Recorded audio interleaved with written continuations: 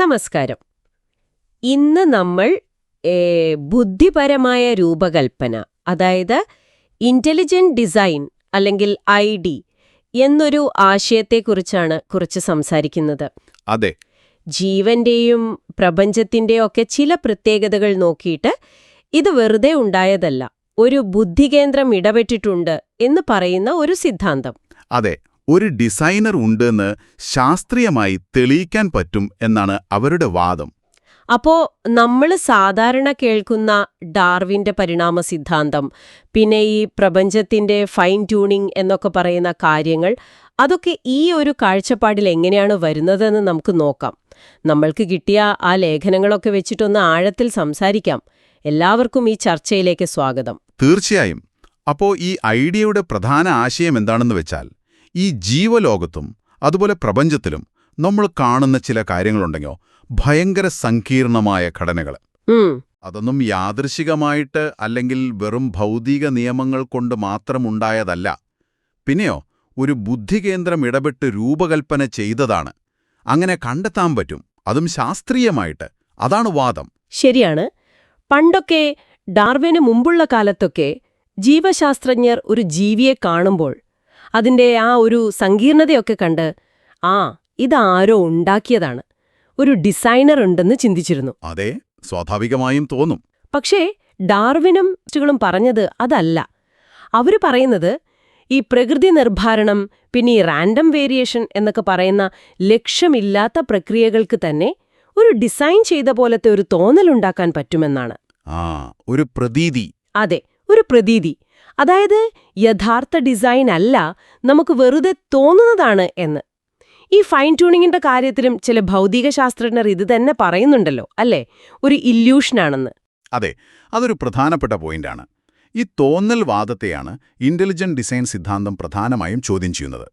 അവർ പറയുന്നത്, ജീവനിലും പ്രപഞ്ചത്തിലും നമ്മൾ കാണുന്ന ചില പ്രത്യേക കാര്യങ്ങൾ, അത് വെറും യാദൃച്ഛികതയോ അല്ലെങ്കിൽ അറിയപ്പെടുന്ന ഭൗതിക നിയമങ്ങളോ വെച്ച് വിശദീകരിക്കുന്നതിനേക്കാൾ ഒരു യഥാർത്ഥ ഡിസൈനിങ് ഇന്റലിജൻസ് ഉണ്ടെന്ന് കരുതുന്നതാണ് കൂടുതൽ യുക്തിസഹമെന്നാണ്. അപ്പൊ അതൊരു തോന്നലല്ല, മറിച്ച് കണ്ടെത്താൻ പറ്റുന്നൊരു യാഥാർത്ഥ്യമാണ് ഡിസൈൻ എന്നാണ് അവരുടെ പക്ഷം. കൃത്യമായി കണ്ടെത്താനാകും എന്നാണ് അവർ വാദിക്കുന്നത്. അപ്പോ ഈ ഡിസൈൻ എങ്ങനെയാണ് കണ്ടെത്തുക? അതിനുള്ള തെളിവുകളായിട്ട് എന്താണ് ഈ സിദ്ധാന്തം മുന്നോട്ട് വെക്കുന്നത്? പ്രധാനമായും DNA കാര്യം പറയുന്നുണ്ടല്ലോ, അല്ലേ? തീർച്ചയായും. DNA കണ്ടുപിടുത്തം വാട്സണും ക്രിക്കും 1953 അതിന്റെ ഘടന കണ്ടെത്തിയത് ശരിക്കും ഒരു വലിയ സംഭവമായിരുന്നു. കാരണം DNA വെറുമൊരു കെമിക്കൽ മാത്രമല്ല. അതെ, അതൊരു വിവര സംഭരണിയാണ്. ഒരു കമ്പ്യൂട്ടർ കോഡ് പോലെ. 4 അക്ഷരങ്ങൾ, അതായത് ആ ന്യൂക്ലിയോടൈഡ് ബേസുകൾ ഒരു പ്രത്യേക ക്രമത്തിൽ അടുക്കി വെച്ചിട്ട് പ്രോട്ടീനുകൾ ഉണ്ടാക്കാനുള്ള കൃത്യമായ നിർദ്ദേശങ്ങൾ അതിൽ സ്റ്റോർ ചെയ്തിരിക്കുകയാണ്. ഇതിനെയാണ് ഫങ്ഷണൽ ഇൻഫർമേഷൻ എന്ന് വിളിക്കുന്നത്. ഈ ഫങ്ഷണൽ ഇൻഫർമേഷൻ അതെങ്ങനെയാണ് ഒരു ഡിസൈനറുടെ തെളിവാകുന്നത്? സങ്കീർണമായ തന്മാത്രകൾ തനിയെ ഉണ്ടാകാമല്ലോ പ്രകൃതിയിൽ. അവിടെയാണ് ഒരു പ്രധാന വ്യത്യാസം വരുന്നത്. ID വക്താക്കൾ ചൂണ്ടിക്കാണിക്കുന്നത് DNA വിവരങ്ങളുടെ 2 ഗുണങ്ങളാണ്. ഒന്ന്, അതിന്റെ സങ്കീർണത, കോംപ്ലക്സിറ്റി. 2, അതിന്റെ പ്രത്യേക ലക്ഷ്യം, സ്പെസിഫിക്കേഷൻ. ഓക്കേ. അതായത് വെറുതെ കുറെ അക്ഷരങ്ങൾ റാൻഡമായിട്ട് എഴുതിയാൽ അത് സങ്കീർണമാകാം, പക്ഷേ അതിനൊരു പ്രത്യേക ലക്ഷ്യമോ അർത്ഥമോ ഉണ്ടാവില്ല. എന്നാൽ ഒരു പുസ്തകത്തിലെ വാചകങ്ങൾ അല്ലെങ്കിൽ ഒരു കമ്പ്യൂട്ടർ പ്രോഗ്രാം, അതിന് സങ്കീർണതയുമുണ്ട്, ഒരു പ്രത്യേക ലക്ഷ്യവുമുണ്ട്. ശരിയാണ്. വില്യം ഡെംസ്കിയെ പോലുള്ള ചിന്തകർ പറയുന്നത്, നമ്മുടെയൊക്കെ അനുഭവത്തില് ഇത്തരത്തിൽ സങ്കീർണതയും പ്രത്യേക ലക്ഷ്യവും ഒരുമിച്ചു വരുന്ന വിവരങ്ങൾ, സ്പെസിഫൈഡ് കോംപ്ലക്സിറ്റി, എപ്പോഴും വരുന്നത് ഒരു ബുദ്ധിയിൽ നിന്നാണ്, ഒരു ഇന്റലിജന്റ് സോഴ്സിൽ നിന്നാണ്. അല്ലാതെ യാദൃച്ഛികമായിട്ടോ അല്ലെങ്കിൽ വെറും കെമിസ്ട്രി കൊണ്ടോ ഉണ്ടാകുന്നതല്ല എന്ന്. അതെ, യാദൃച്ഛികതയോ കെമിക്കൽ നിയമങ്ങളോ അല്ലെങ്കിൽ ഡാർവിൻ പറഞ്ഞ പ്രകൃതി നിർദ്ധാരണമോ ഒന്നും ഈ വിവരത്തിന്റെ ഉത്ഭവം വിശദീകരിക്കാൻ പര്യാപ്തമല്ല എന്നാണ് അവരുടെ വാദം. അപ്പോ DNA ഒരു കോഡാണെങ്കിൽ അതിനൊരു കോഡർ വേണം എന്ന് പറയുന്നത് പോലെ? ഏകദേശം അങ്ങനെ ഒരു ലോജിക്കാണ് അവർ ഉപയോഗിക്കുന്നത്. ഈ വിവരത്തിന് ഒരു ബുദ്ധിപരമായ ഉറവിടം വേണം. ഇനി DNA മാത്രമല്ലല്ലോ തെളിവായി പറയുന്നത്. പ്രപഞ്ചം മൊത്തത്തിൽ ജീവന് വേണ്ടി സെറ്റ് ചെയ്ത പോലെയാണെന്നും ഒരു വാദമുണ്ടല്ലോ. ഈ ഫൈൻ ട്യൂണിംഗ്. അതും ഒരു പ്രധാന വിഷയമാണ്. നമ്മുടെ ഭൗതികശാസ്ത്രം കണ്ടെത്തിയ ഒരു കാര്യം, ഈ പ്രപഞ്ചത്തിലെ അടിസ്ഥാനപരമായ നിയമങ്ങളും സ്ഥിരാങ്കങ്ങളും, അതായത് കോൺസ്റ്റൻസ്, ഉദാഹരണത്തിന് ഗുരുത്വാകർഷണത്തിന്റെ ശക്തി അല്ലെങ്കിൽ പ്രകാശത്തിന്റെ വേഗത, അതെ, ഇലക്ട്രോമാഗ്നറ്റിക് ഫോഴ്സിന്റെ ശക്തി, അങ്ങനെ ഒരുപാട് കാര്യങ്ങൾ. ഇതൊക്കെ ജീവനുണ്ടാകാൻ പാകത്തിന് അത്രയ്ക്കും കൃത്യമായ അളവിലാണ് നിലനിൽക്കുന്നത്, ശരിയല്ലേ? അതിൽ ചെറിയൊരു മാറ്റം, വളരെ ചെറിയൊരു മാറ്റം വന്നാൽ പോലും ഒരുപക്ഷെ നക്ഷത്രങ്ങൾ പോലും ഉണ്ടാകുമായിരുന്നില്ല, അല്ലെങ്കിൽ ആറ്റങ്ങൾ സ്റ്റേബിൾ ആകുമായിരുന്നില്ല. ജീവൻ പിന്നെ പറയുകയേ വേണ്ട. അതെ, ഇതിനെയാണ് ഈ ആൻത്രോപിക് കോയിൻസിഡൻസ് അല്ലെങ്കിൽ ഫൈൻ ട്യൂണിംഗ് എന്ന് പറയുന്നത്. ഒരു സൂക്ഷ്മമായ ട്യൂണിംഗ് പോലെ. എനിക്കിത് എപ്പോഴും വളരെ അത്ഭുതമായി തോന്നിയിട്ടുണ്ട്.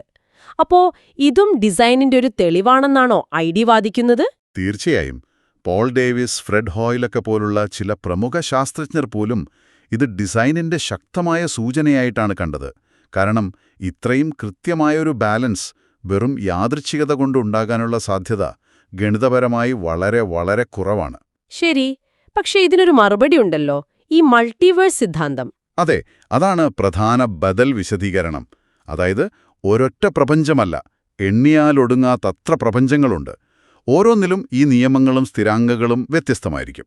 അപ്പോൾ അതിൽ യാദൃച്ഛികമായി ചില പ്രപഞ്ചങ്ങളിൽ നമ്മുടേതുപോലെ ജീവന് അനുകൂലമായ സാഹചര്യങ്ങൾ ഒത്തുവന്നു, നമ്മൾ അങ്ങനെ ഒന്നിൽ ജീവിക്കുന്നു, അതുകൊണ്ട് നമുക്കിത് അത്ഭുതമായി തോന്നുന്നു.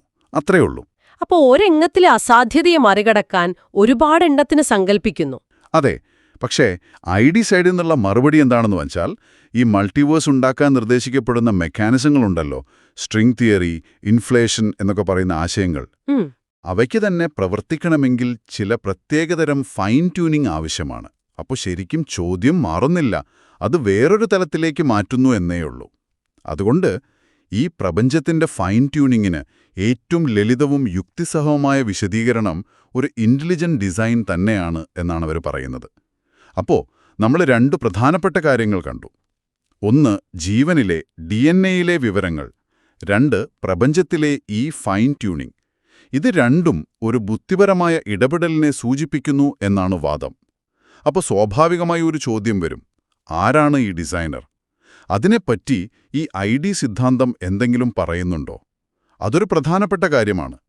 ഐഡിയുടെ ശാസ്ത്രീയ രീതിശാസ്ത്രം ഉപയോഗിച്ച് ഡിസൈൻ നടന്നിട്ടുണ്ട് എന്ന് തിരിച്ചറിയാൻ ശ്രമിക്കാം എന്നാണ് അവർ പറയുന്നത്. പക്ഷേ ആ ഡിസൈനർ ആരാണ്, അതിന്റെ സ്വഭാവം എന്താണ് എന്നൊന്നും കണ്ടെത്താൻ ഈ രീതിശാസ്ത്രത്തിന് പരിമിതിയുണ്ട്.